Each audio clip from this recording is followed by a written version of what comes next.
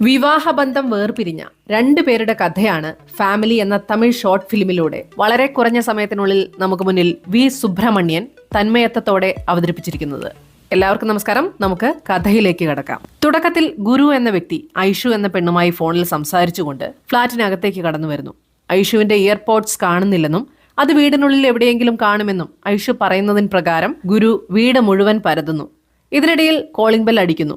ഗുരു door തുറക്കുമ്പോൾ തന്റെ ആദ്യ ഭാര്യയായ പ്രിയയാണ് മുന്നിൽ നിൽക്കുന്നത്. അന്ന് അവരുടെ മകൻ അവിനാഷിന്റെ ബർത്ത്ഡേ ആണ്. മകൻ താമസിക്കുന്നത് അമ്മയോടൊപ്പമാണെങ്കിലും ബർത്ത്ഡേ ഒന്നിച്ചാഘോഷിക്കാമെന്ന ഗുരുവിന്റെ തീരുമാനം മാനിച്ചുകൊണ്ടാണ് പ്രിയ അവിടെ എത്തുന്നത്. എന്നാൽ സ്കൂളിലേക്ക് പോയ മകൻ ഇതുവരെ അവിടെ എത്തിയിട്ടില്ലെന്നും എത്താൻ 2 മണിക്കൂർ ആവുമെന്നും അറിയുന്നതോടെ മടങ്ങിപ്പോവാൻ തുടങ്ങുന്ന പ്രിയയെ ഞാൻ തനിച്ച് നമ്മുടെ മകന്റെ ബർത്ത്ഡേ പാർട്ടിക്ക് ഇത്രയും ഡെക്കറേഷൻ ചെയ്യേണ്ടതുണ്ടെന്നും ഇന്ന് സാറ്റർഡേ ആയതിനാൽ നിനക്ക് വേറെ ജോലിയില്ലല്ലോ, അതിനാൽ എന്നെ സഹായിക്കാനായി അവൻ വരുന്നതുവരെ ഇവിടെ നിന്നുകൂടെ എന്ന് ഗുരു പ്രിയയോട് അഭ്യർത്ഥിക്കുന്നു. അഭ്യർത്ഥനയോടൊപ്പം തന്നെ എപ്പോഴത്തെയും പോലെ ഇതിനും നിനക്ക് സമയമില്ലെന്ന് പറയുമോ എന്ന ആരോപണം ഗുരു പ്രിയക്കെതിരെ ഉയർത്തുകയും ചെയ്യുന്നുണ്ട്. അയാളുടെ നിർബന്ധത്തിന് വഴങ്ങി പ്രിയ അകത്ത് കയറുന്നു. ഗുരുവുമായുള്ള സംഭാഷണം പ്രിയയ്ക്ക് അരോചകമായതിനാൽ അവർ കഴിവതും ഒഴിഞ്ഞുമാറുന്നു. എന്നാൽ ഗുരു ആവട്ടെ അനാവശ്യമായി പ്രിയയുടെ കാര്യത്തിൽ ഇടപെടുകയും ചെയ്യുന്നു. ഇതിനിടയിൽ ഐഷു ഗുരുവിനെ തുടർച്ചയായി വിളിക്കുന്നുണ്ടെങ്കിലും പ്രിയയുടെ മുന്നിൽ വെച്ച് സംസാരിക്കുന്നതിൽ ബുദ്ധിമുട്ടുള്ളതിനാൽ ഗുരു കോൾ മനഃപൂർവ്വം കട്ട് ചെയ്യുന്നു.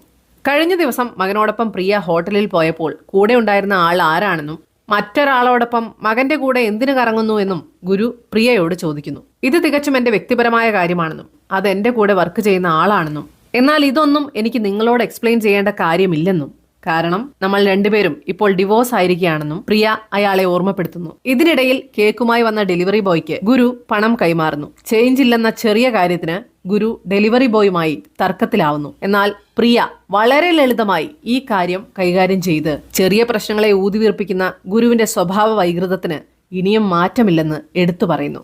അതിനുശേഷം ഗുരുവിന്റെ ഫ്രണ്ടായിട്ടുള്ള ഐഷുവിന്റെ ഇയർപോഡ് ഡൈനിങ് ടേബിളിൽ നിന്ന് പ്രിയ കണ്ടെടുക്കുന്നു. ഇതെന്റെയാണെന്ന് പറഞ്ഞ് ഗുരു വേഗം അത് അവിടെ നിന്ന് മാറ്റുന്നു. അത് അയാളുടേതല്ല എന്ന് പ്രിയയ്ക്ക് അറിയാമായിരുന്നിട്ടും അയാളുടെ സ്വകാര്യതയെ മാനിച്ചുകൊണ്ട് അതിൽ ഒരിടപെടലും പ്രിയ നടത്തുന്നില്ല. മകന്റെ ആഘോഷത്തിനായി പ്രിയ ഒരുക്കങ്ങൾ ഒറ്റയ്ക്ക് നിർവഹിക്കുന്നതിനിടയിൽ ഗുരു സഹായത്തിനായെന്ന രൂപേണ അവളെ സമീപിക്കുന്നത് സഹായത്തെക്കാൾ കൂടുതൽ അവർക്ക് ബുദ്ധിമുട്ടാണ് ഉണ്ടാക്കുന്നത്. കൊളീഗിന്റെ കാര്യം പറഞ്ഞ് ഗുരു വീണ്ടും അവളെ പ്രകോപിതയാക്കുകയും അവൾ അപ്പോൾ തന്നെ അവിടെ നിന്ന് ഇറങ്ങിപ്പോകാൻ ഒരുങ്ങുകയും ചെയ്യുന്നു. എന്നാൽ തന്ത്രപൂർവ്വം അയാൾ ക്ഷമാപണം നടത്തി മകൻ അവിനാഷിന്റെ പഠിത്തത്തെക്കുറിച്ച് സംസാരിച്ച് സംഭാഷണം വഴിതിരിച്ചു വിടുന്നു. മകന്റെ പഠനകാര്യത്തിൽ താൻ നന്നേ ശ്രദ്ധിക്കുന്നുണ്ടെന്ന് പുറമേയുള്ളവരെ കാണിക്കുവാൻ വേണ്ടിയുള്ള അടവുകൾ മാത്രമാണ് അതെന്ന് പ്രിയയ്ക്ക് നന്നായി അറിയാം.